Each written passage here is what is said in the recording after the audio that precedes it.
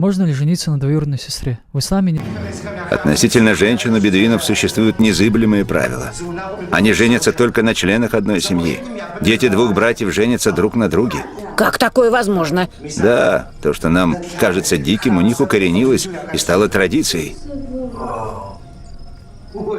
Нам бы не разрешили жениться даже на жителях одной деревни. Твои соседки, они ж тебе как сестры. Дети твоего брата, разве тебе не братья или сестры? Мы никогда бы не приняли такой обычай. Казбала. Мужчины племени все решают за нас. Что мы можем сделать? Почему они должны за нас решать? Почему у нас нет выбора? Почему? Это несправедливо. Клянусь, это несправедливо. Пусть двое молодых людей вступят в брак по милости Аллаха и его пророка. Это невозможно.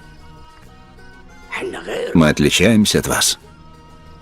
У нас разные традиции. Разница между нами слишком велика.